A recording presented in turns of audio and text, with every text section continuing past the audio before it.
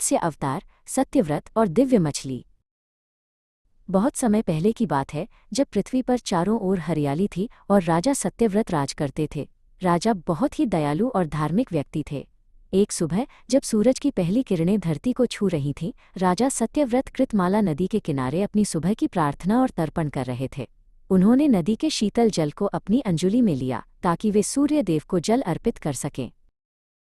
जैसे ही सत्यव्रत ने जल अपनी आंखों के पास लाया, उन्होंने देखा कि उनकी अंजुलि के पानी में एक नन्ही सुनहरी मछली तैर रही है।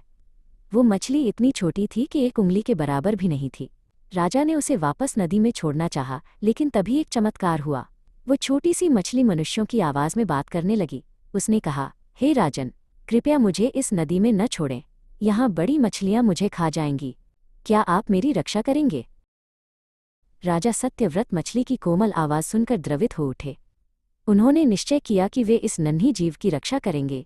उन्होंने पास ही रखे अपने धातु के कमंडलू को साफ पानी से भरा और बड़ी सावधानी से मछली को उसमें डाल दिया। मछली अब सुरक्षित थी।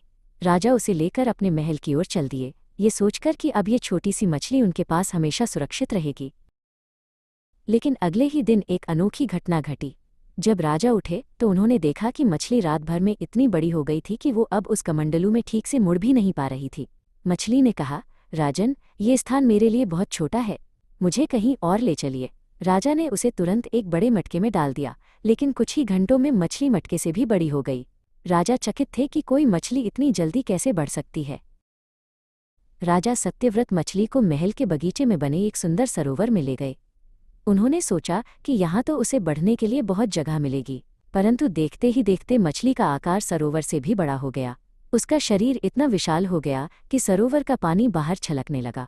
मछली ने फिर से पुकारा, हे रक्षक, ये सरोवर भी अब मेरे लिए छोटा पड़ रहा है, मुझे और अधिक स्थान चाहिए। राजा सत्यव्रत अब समझ गए थे कि यह कोई साधारण मछली नहीं है। वे उसे समुद्र के किनारे ले गए। जैसे ही उन्होंने उसे लहरों के बीच छोड़ा, मछली ने देखते ही देखते पूरे महासागर को अपने विशाल शरीर से ढक लिया। वो अब मीलों लंबी हो चुकी थी और उसके सिर पर एक बड़ा सा सुनहरी सींग निकल आया था। राजा ने हाथ जोड़कर कहा, हे प्रभु, आप कौन हैं? कृपया अपना वास्तविक रूप प्रकट करें। तभी वो विशाल मछली भगवान विष्णु के चतुर्भुज रूप में बदल गई, जबकि उसका निचला हिस्सा मछली का ही रहा। भगवान विष्णु ने कहा, हे सत्यव्रत, तुमने मेरी रक्षा की है, इसलिए अब मैं संसार की रक्षा करूंगा। आज से 7 दिन बाद एक भयंकर प्रलय आएगी, मूसलाधार वर्षा होगी और पूरी पृथ्वी जलमग्न हो जाएगी। सब कुछ नष्ट हो जाएगा, लेकिन तुम सुरक्षित रहोगे। भगवान ने आगे निर्देश दिया, सत्यव्रत, तुम एक बहुत बड़ी नौका तैयार करो।